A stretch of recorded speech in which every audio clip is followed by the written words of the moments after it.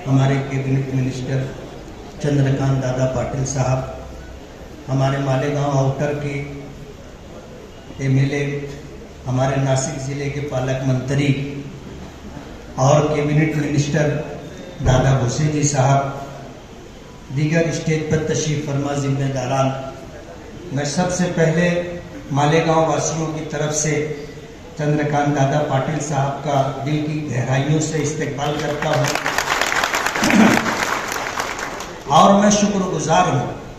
कि महाराष्ट्र सरकार में ये पहली मर्तबा मालेगांव की तारीख और इतिहास में है कि कोई टेक्सटाइल मिनिस्टर टेक्सटाइल के मुद्दे पर या बिजली के मुद्दे पर मालेगांव आया है।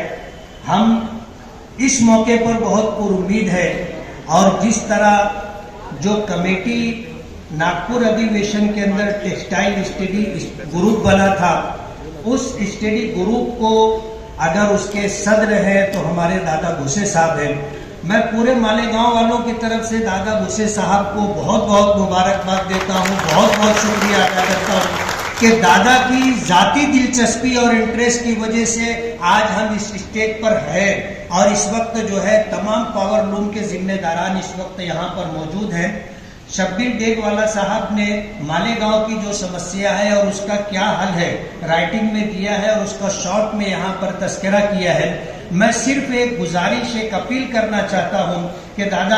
आपकी सरकार अगर एक मर्तबा मोहब्बत की नजर से मालेगांव की तरफ देख लेगी तो मालेगांव के लोगों के बहुत सारे मसले हल हो जाएंगे। हम सरकार की मदद के बगैर लोगों को रोजगार फराहम कर रहे हैं और स्टेट सरकार कहो, केंद्र सरकार कहो, हम 100 करोड़ रुपया जीएसटी के अनुदान से टैक्स की शक्ल में दे रहे हैं, लेकिन हमें रिटर्न आज तक कुछ नहीं मिला है। हम आपसे रिटर्न की उम्मीद रखते हैं कि ऐसी कोई पॉलिसी बने कि अगर मालेगांव से 100 करोड़ रुपया महीने का टैक्स की शक्ल में सरकार को जाता है तो सरकार की तरफ से मालेगांव को भी कुछ ऐसा मिलना चाहिए कि मालेगांव विकास के रास्ते पर, प्रगति के रास्ते पर जाए। बेरोजगारों को जहां यहां रोजगार दिया जाता है, रोजगार बढ़ेगा,